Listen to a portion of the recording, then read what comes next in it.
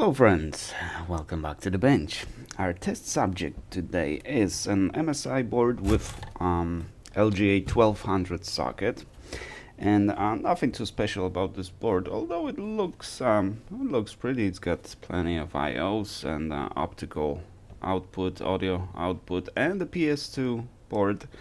Some boards have it, the gaming boards. Supposedly it's, I don't know, faster or something for the gaming. I don't know. Maybe it's just psychological. Anyways, I've been sent this video by one of you guys where it's a short video of the socket removal. I think it's around 1151, maybe 1200 socket, maybe 1700, or what was it? So the socket with the window, right? And the way they did it, they were heating it up, and I don't know whether with IR or hotter. I would probably expect hotter and primarily heat it up from the bottom because they kept the protective cap on, and they used the chip lift device to pick up the entire socket, which is pretty cool. But the coolest part was that they took the tool similar to this, however they used the silicon. There's a piece of silicon. It's described in the comment of that video where I mentioned that, and just scraped it cleanly, every side, very cleanly, which saves a lot of time. And my theory was that if I can manage to do that, heat it up, remove the socket, scrape the solder very cleanly, very quickly, and then perhaps clean it with the wick a little bit, put the new socket on, and resolder the socket. That means I'm only doing one heating cycle on the board, which means the board can be repaired a couple more times without any damage. Because the theory is that we can only safely do 3 cycles depending on the board. This one is relatively thin, so this one would turn into a very flimsy board, and I don't know how many cycles it takes, but I do have one of the board that I heated up so many times that now it's when I hold it like that, it just basically droops on one side. It's like like paper. It's flimsy like paper. So I know what kind of damage can be done when you overheat. Well, when you heat it up too many times, basically. So the fewer times we heat it up, the better. So I figured I'll try that, and let's see how it went.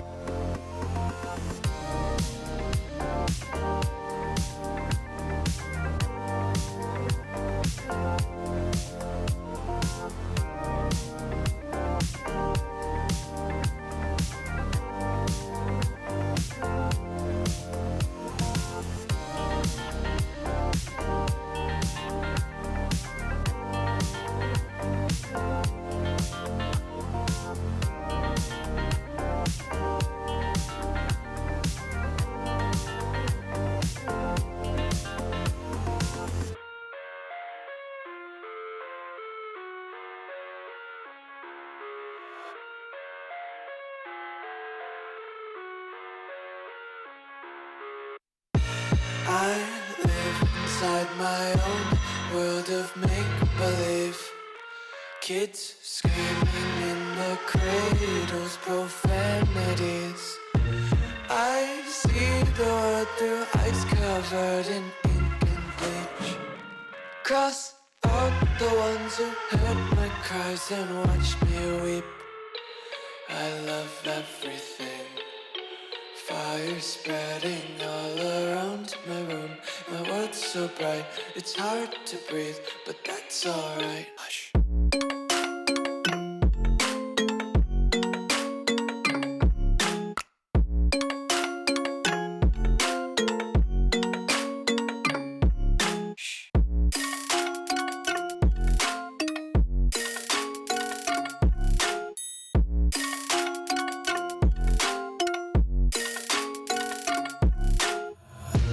Tape my eyes open to force reality. Why can't you just let me eat my weight in glee? I live inside my own world of make-believe. Kids screaming in their cradles, profanities. Some days I feel skinnier than all the other days. Sometimes I can't tell if my body belongs to me. I love everything. Fire spreading all around my room. My world's so bright, it's hard to breathe, but that's alright. Hush.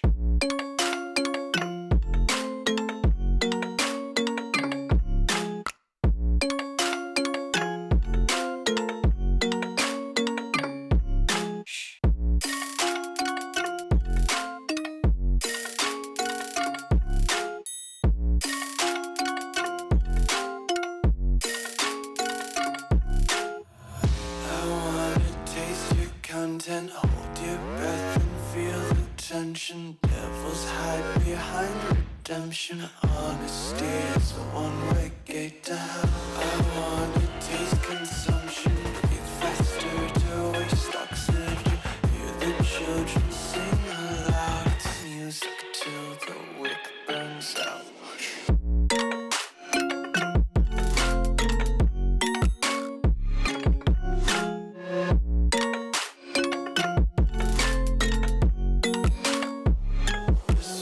Be carefree lately, yeah.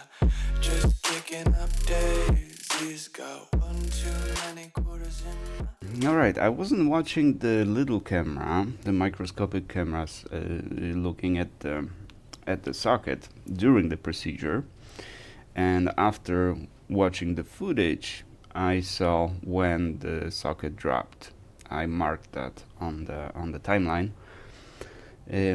So one thing that I noticed is, well, first of all, you can see that the socket aligns as it drops, right? As long as it's well aligned, aligned well enough before the process, right? Then that microscopic alignment, self-alignment happens by itself. The second is that it looks like it dropped at 200 degrees.